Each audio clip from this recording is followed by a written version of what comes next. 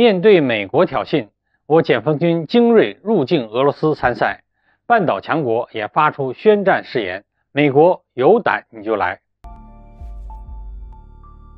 各位网友，大家好，我是卢忠诚，欢迎来到忠诚 Talk。在中美俄大三角的格局下，一方面美国总是想着如何挑拨离间中俄，自己好坐山观虎斗，但是另一方面呢，美国却总是同时挑衅中俄，这只会让中俄走得更近。自从俄军发起特别军事行动以来中方的立场一直都是很坚定的，在美国等西方国家施压下，坚决反对制裁俄罗斯，并且还加大了双边贸易合作。这就是在告诉外界，美国没有任何资格对中国指手画脚。最近呢，美国又加码挑衅中俄，一边积极游说西方盟友对俄罗斯能源限价，并呼吁周边国家清掉武器库存，帮助乌克兰。另一边呢，又加大对中国的打压，几乎每天都冒着火花，打得最危险的牌就是台海牌。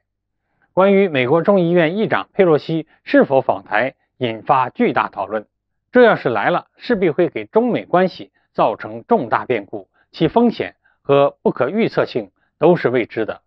尤其是美国正值中期选举时期，他们为了选票是什么都做得出来的，手段只会更加激进。而面对美国的挑衅，最近几则消息联动也引发了美国震动。据央视国防军事频道报道我军参加国际军事比赛2022比赛的列车梯队从满洲里口岸出境，奔赴俄罗斯。画面中列车上搭载了精锐的 96B 主战坦克等相关保障车辆，参加坦克2项国际军事竞赛。这原本是一场国际军事比赛，但是加上现有国际大环境，就显得很特别了。美媒声称这是自俄乌冲突以来俄罗斯举办的首次国际军事比赛。要尤其注意，解放军已经派出军队和武器装备前往俄罗斯参赛，还有包括伊朗、印度、委内瑞拉等大约40个国家的队伍都会参加比赛。在俄乌冲突的背景下，这场国际军事比赛注定是要备受关注的。在过去一段时间西方国家频频对乌克兰加大军事援助，俄罗斯则以一国之力对抗整个西方。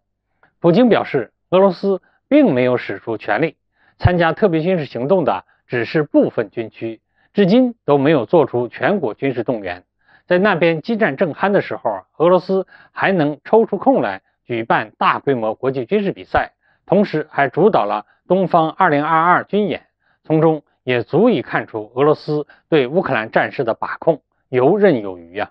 这大概也是普京想告诉外界的。此外普京还借此释放出信号，俄罗斯也是有盟友和伙伴的，尤其是展现了中俄坚定的伙伴关系。与此同时呢，最近朝鲜也发出了表态，声称已经做好了应对危机的充分准备，国家核战争遏制力也做好了准备，